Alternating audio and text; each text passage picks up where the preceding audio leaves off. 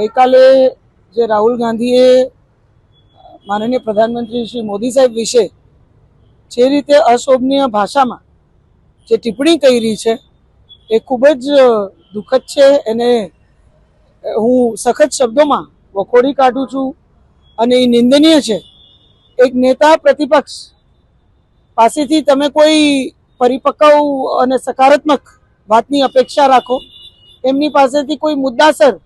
વિરોધની પણ અપેક્ષા રાખો, પણ આ પ્રકારે દેશના વડાપ્રધાન વિશે આવી ટિપ્પણી કરવી અને સાથે સાથે એક વિદેશી રાષ્ટ્રના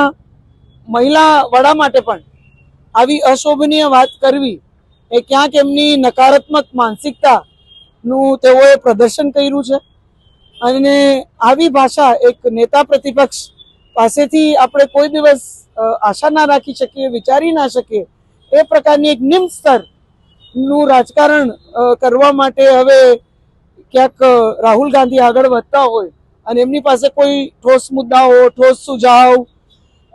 પાર્લામેન્ટમાં કરવા માટે કોઈ સકારાત્મક અથવા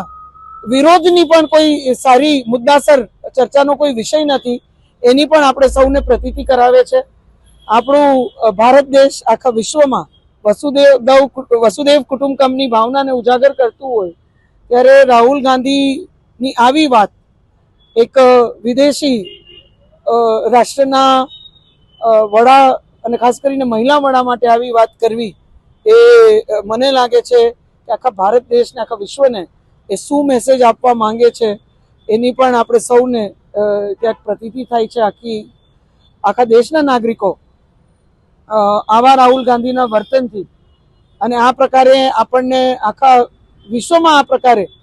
જે રીતે રાહુલ ગાંધી હંમેશાથી આવું વર્તન જેમાં ભારતની આપણી સંસ્કૃતિને ના શોભે એ પ્રકારનું વર્તન જે કરતા આવ્યા છે, એનાથી મને લાગે છે કે જે મોદી સાહેબની છબી એને પોતે ઓછી કરવા માટે પોતે એક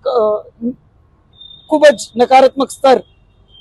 પર જતા હોય એવું લાગે છે. આનાથી મોદી સાહેબને કોઈ નુકસાન નહીં થાય, પણ રાહુલ ગાંધીની આખી માનસિક પરિસ્થિતિ શું છે એની પ્રતીતિ આપણે સૌને થાય છે. આ ખૂબ જ એક દુઃખદ અને નિંદનીય વાત છે કે નેતા પ્રતિપક્ષ પાસેથી જ્યાં કોઈ સુઝાવો